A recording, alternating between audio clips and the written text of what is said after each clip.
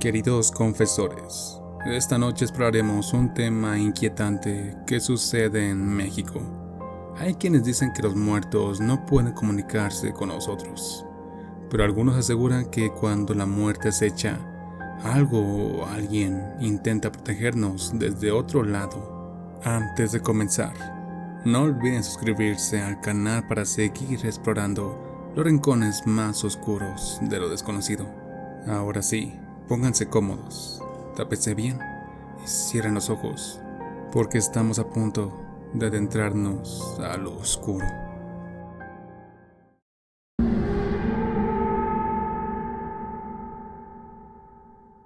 Conducía todas las noches por la misma carretera, una cinta de asfalto solitaria que serpenteaba entre los cerros y los campos vacíos.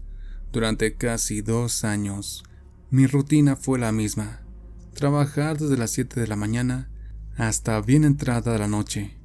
A veces salía a las 9, otra a las 11, cuando el cansancio ya me pesaba en los ojos como una losa. El trayecto a casa se me había vuelto tan automático que apenas lo recordaba al llegar. Pero esa noche no fue como las demás. El aire era denso, casi inmóvil. No soplaba una sola brisa, y la carretera parecía más oscura de lo habitual. Los faros de mi coche apenas iluminaban unos metros adelante, como si la negrura del camino devorara la luz. No había autos delante, ni detrás, solo rugido monótono del motor y el cansancio, que poco a poco comenzaba a arrastrarme al sueño. Recuerdo haber parpadeado 1, 2 veces, y de pronto las vi. Primero fue una figura a la orilla del camino, una silueta quieta como una persona de pie mirando hacia el vacío. Pensé que era un campesino, tal vez alguien esperando un autobús nocturno o simplemente perdido. Pero al avanzar unos metros más, vi otra figura, y otra más. En cuestión de segundos, la carretera estaba llena de ellas. Decenas de personas alineadas a ambos lados del camino, completamente inmóviles. No caminaban, no hablaban, no hacían gesto alguno. Solo estaban ahí, erguidas, mirándome pasar, o tal vez mirando a ninguna parte. Sentí que el corazón me dio un vuelco. Bajé un poco la velocidad. Las sombras parecían multiplicarse, como si esperaran desde hacía tiempo. Había algo antinatural en su presencia. No se movían ni un centímetro, ni siquiera con el viento que comenzaba a soplar entre los matorrales. Y entonces sucedió lo más perturbador. Conforme me acercaba, las figuras comenzaban a desvanecerse. No caminaban ni se ocultaban, simplemente desaparecían, una a una. Se disolvían en el aire, como humo tragado por la oscuridad. Intenté enfocar la vista, frotarme los ojos. Incluso me dije a mí mismo que debía estar alucinando por el cansancio. Pero no.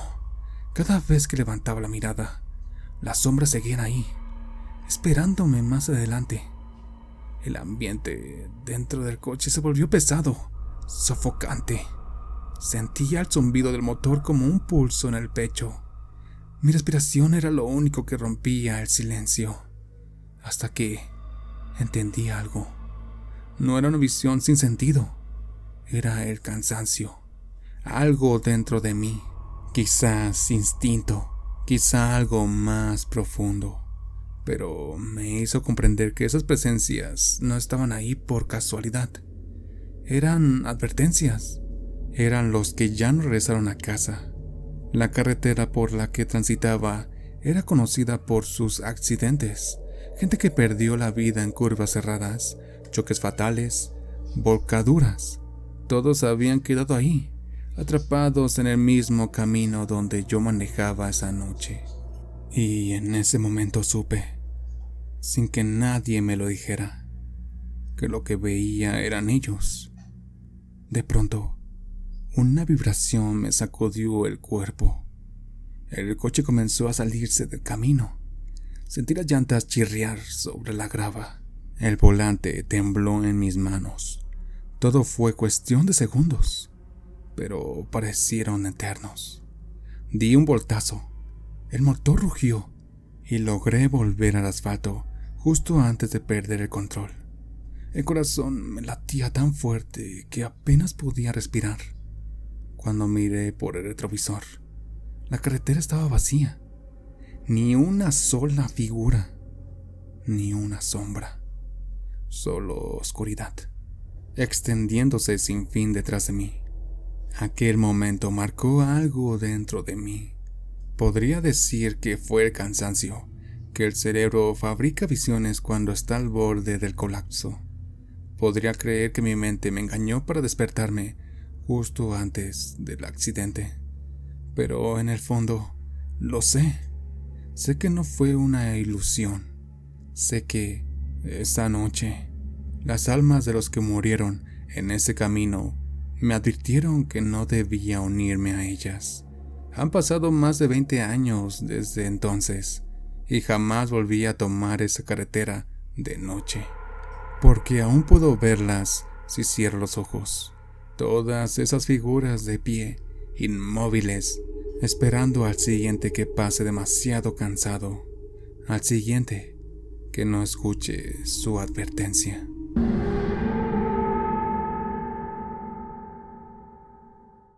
Soy de Mexicali, Baja California. Esa noche, después de un concierto en Tijuana, emprendimos el regreso a casa. Eran más de las 2 de la mañana y el cansancio pesaba bastante. El camino hacia Mexicali pasaba por La Rumorosa, una carretera bastante oscura que muchos conocen aquí, pero pocos se atreven a cruzar de madrugada. Kenia, mi amiga, iba de copiloto. Ponía música para mantenernos despiertos y trataba de distraerme con conversación, pero conforme bajamos por las curvas interminables de aquel camino, el aire se volvía más denso, más frío, como si estuviéramos descendiendo a otro lugar. Antes del segundo descanso del descenso, encendí las luces altas. Fue entonces cuando la vi. A un costado de la carretera, en la orilla, había una mujer. No una silueta fugaz ni un reflejo. Una mujer real, tangible. Estaba arrodillada, con las manos sobre las piernas, mirando hacia el vacío del camino. Llevaba una chamarra Levi's, una blusa blanca y un pantalón negro. Su cabello, rojizo con reflejos castaños, se movía apenas con el viento helado. No había ningún coche cerca, ni luces, ni señales de alguien más que estuviera ahí. Solo ella, rezando, o tal vez murmurando algo que no debía ser escuchado. Sentí que el corazón me golpeaba el pecho con una fuerza insoportable. ¿Viste eso?, le dije a Kenia sin apartar la vista. ¿Qué cosa?, respondió sin levantar la mirada del estéreo.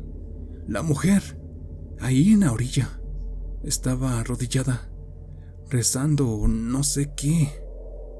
Kenia me miró con cara de susto y me dijo con un hilo de voz: no hay nadie, no se ve nada. Por un momento quise creerle, pero el temblor en mis manos me traicionó. Yo la había visto, estaba ahí, y no era posible que con las luces altas solo yo la distinguiera. Comencé a reír nervioso, una risa quebrada entre el miedo y el absurdo. No puede ser. Kenia solo me miró en silencio, y el resto del camino lo hicimos sin decir palabra. Al llegar a casa, me quedé sentado en la oscuridad del cuarto, con la imagen clavada en la mente. Esa mujer arrodillada en medio de la nada, como si esperara que alguien, yo, la viera. Dicen que en La Rumorosa hay espíritus que se aparecen a los viajeros cansados. Algunos lo llaman las almas del descenso, personas que murieron en accidentes y repiten su último acto una y otra vez. Quizás ella estaba rezando, o quizás estaba pidiendo que alguien más se detuviera. Desde esa noche, cada vez que cruzo la Rumorosa, bajo las luces, no por precaución, sino porque tengo miedo de volverla a ver.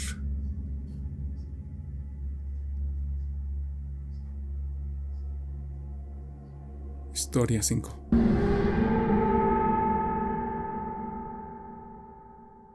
Mis padres me contaron esta historia cuando era mayor, aunque por años preferí no creerla. Pero hay cosas que no puedes borrar, porque aunque era un bebé, algo dentro de mí lo recuerda. Tenía alrededor de 9 o 10 meses cuando todo ocurrió. Mis padres decidieron pasar unos días en un pequeño rancho a las afueras de Irapuato, en Guanajuato. Aquel lugar se llamaba Puerto de la Cruz. Allí vivía mi tía, en una casa sencilla, con paredes de adobe, techos bajos y un patio lleno de animales, de gallinas, perros y caballos. El tipo de sitio donde el silencio parece tener vida propia. No estaba bautizada aún, y esa noche eso casi me cuesta el alma. Era temporada de frío. El viento se colaba por las rendijas de las ventanas y hacía gemir la madera del techo. Como la casa era pequeña, muchos dormían donde podían, y a mis padres les tocó quedarse conmigo en la cocinilla, una habitación humilde que servía de cocina y recámara a la vez. Pasada la medianoche, comencé a llorar, no un llanto normal de bebé, sino algo más profundo, más desesperado, como si algo me asustara. Mi madre me abrazó, me arrulló, me dio leche. Nada me calmaba. Mi padre, militar en aquel entonces, trataba de mantener la calma, pero dice que había algo extraño en el ambiente. El viento se detuvo. Los grillos, los perros, los gallos, todo enmudeció. El silencio era tan absoluto que dolía. Y entonces se escuchó tac, tac, tac, el sonido de cascos rodeando la casa. Mi padre, con los nervios tensos, tomó su pistola del buró. Caminó por el pasillo de tierra, apretando el arma, esperando ver a su hermano o a algún animal extraviado. Pero las pisadas no eran erráticas ni torpes, eran lentas, firmes, como si algo o alguien estuviera dando vueltas deliberadamente alrededor de la casa. Yo seguía llorando con desesperación, pero pronto, como si alguien hubiera apagado el sonido, callé. Y justo entonces, todo volvió. Los grillos, los perros, el viento. El ruido normal de la vida regresó, como si nada hubiera pasado. Mi padre salió, pero no encontró huellas de caballo en la tierra, solo marcas extrañas, redondas, y una sensación pesada que le recorrió el cuerpo entero. A la mañana siguiente, fueron a hablar con el padre del rancho. El hombre, un viejo de mirada cansada y voz grave, escuchó todo sin sorpresa. Dijo que ya habían ocurrido cosas parecidas en el Puerto de la Cruz, que en esas tierras rondaban las brujas, y que las brujas se llevaban a los niños sin bautizar. Según el padre, aquellas criaturas buscaban el alma pura de los bebés, los que aún no han sido consagrados, para alimentarse de su vida o para ofrecerlos a algo mucho peor. Tu hija tuvo mucha suerte, le dijo el sacerdote a mi madre. Si el caballo no se detuvo, fue porque la criatura no pudo entrar. Pero si vuelve y no está bautizada, será una tragedia. Esa misma tarde me bautizaron de emergencia, con agua fría y rezos apurados. Dicen que durante la ceremonia, mientras el padre pronunciaba las palabras, se escuchó un relincho lejano, como si algo gritara con furia fuera de la iglesia.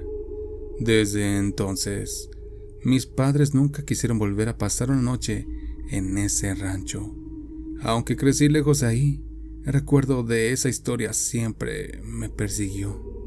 Dicen que las brujas aún rondan Puerto de la Cruz y que cuando la luna se cubre de nubes, todavía puede escucharse el trote de un caballo solitario dando vueltas a las casas buscando al siguiente niño sin bautizar.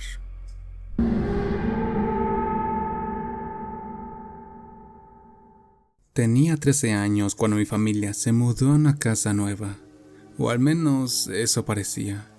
Era diferente a las demás del vecindario. La pintura estaba desgastada, las paredes lucían viejas, como si nadie la hubiera habitado en mucho tiempo. Llegué tarde el día de la mudanza y me quedé con el cuarto más alejado, en el que daba al patio trasero. Esa primera noche fue extraña. Me costaba dormir. Sentía que algo o alguien me observaba desde algún punto de la habitación. Días después, mientras hacía tarea de madrugada, volví a sentir esa mirada invisible.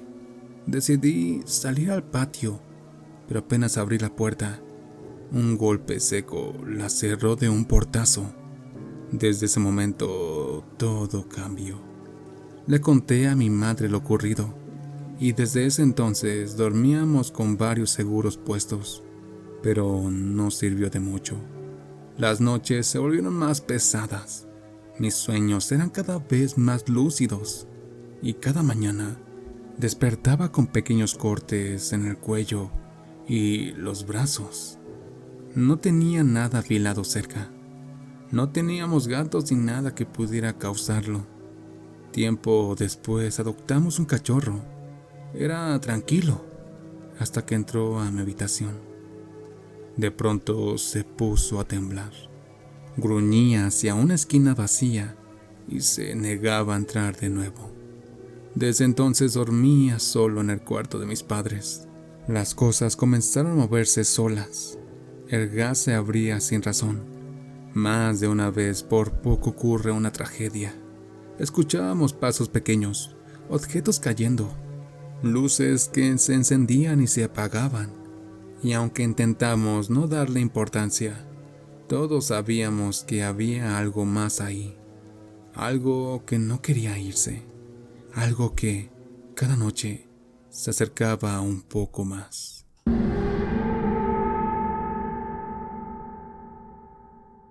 No sé si lo que voy a contar puede llamarse historia, porque no fue algo que me contaron, fue algo que me pasó, algo que sigo viviendo cada noche. De niño crecí en un pueblo pequeño. Mis abuelos me criaron ahí, entre campos de polvo, árboles secos y un silencio tan profundo que hasta el canto de los grillos parecían un lamento. Con los años me fui a la ciudad a estudiar mi carrera, intentando dejar atrás esa vida lenta y los recuerdos extraños de la casa vieja. Pero el tiempo, como una cadena, siempre termina arrastrándote de vuelta a tus raíces. Volví al pueblo hace unos meses para cuidar a mi abuela. Su cuerpo se ha ido apagando poco a poco. La diabetes y los años la consumieron y su mente se perdió en algún punto del camino. A veces me mira sin reconocerme, otras me llama por el nombre de mi abuelo, muerto hace décadas. Durante el día, la casa parece tranquila, pero en cuanto cae la noche, algo cambia. Primero fueron ruidos leves, un tac-tac, como si alguien caminara apoyándose en un bastón por los pasillos. Lo escuché la primera noche y creí que era mi abuela, pero cuando fui a verla, dormía profundamente. El sonido seguía, moviéndose despacio por la casa, hasta detenerse frente a mi puerta. No abrí, solo me quedé quieto, conteniendo la respiración, y el tac-tac se alejó desvaneciéndose en la oscuridad. Con el tiempo, comenzaron a pasar más cosas inquietantes. Grabamos audios una madrugada porque mi abuela decía que escuchaba voces. Yo no oí nada en el momento, pero al reproducirlos después, algo heló mi sangre. En medio del silencio se escuchaban dos voces, una de un hombre y la otra de mujer. La de ella murmuraba algo casi irreconocible, un mamá, que se estiraba como si lo arrastrara el viento. La del hombre, en cambio, sonaba ahogada, como si hablara desde el fondo del agua. A veces pienso que esas voces no vinieron de fuera, sino dentro de las paredes. La televisión también comenzó a encenderse sola, 1, 2, 3 veces a la semana, siempre entre las 3 y las 4 de la mañana. En la pantalla solo ruido blanco, estática, pero juraría que entre ese mar de puntos y zumbidos se dibujaban rostros que parecían abrir la boca. El celular también me jugaba malas pasadas. La pantalla se encendía sola, incluso estando suspendido. Pensé que era por la pantalla rota, por algún fallo en el touch, hasta que una noche lo dejé boca abajo, y aún así, la habitación se iluminó con ese brillo azul helado. No fue lo único. Una tarde escuché un estruendo. Corrí hacia el patio y vi que una de las mesas había caído al suelo. No una mesa cualquiera. Esa mesa estaba debajo de los castillos de construcción y tubos de PVC. Era imposible que se moviera sola, y, sin embargo, estaba tirada, como si algo la hubiera empujado con fuerza brutal. Ayer, mientras daba de comer a los animales, el traste donde estaba la comida cayó de la mesa. No había viento, ni gatos, ni nadie cerca, solo el sonido del metal golpeando el suelo y el silencio absoluto después. No tengo miedo, y no porque sea valiente, sino porque he aprendido que el miedo alimenta esas cosas. En esa casa, el miedo tiene forma. Se arrastra por los pasillos, respira detrás de las puertas y se siente en las camas cuando apagas la luz. Mi abuela, con la mirada perdida, a veces sonríe en medio de la oscuridad y dice: «Ya vinieron por mí. Están aquí». Yo la tomo de la mano y le digo que no hay nadie, que todo va a estar bien, pero por dentro sé que miente, que ella los ve, y que cada noche, cuando el tac-tac del bastón se acerca a mi puerta, esos mismos seres también me buscan a mí.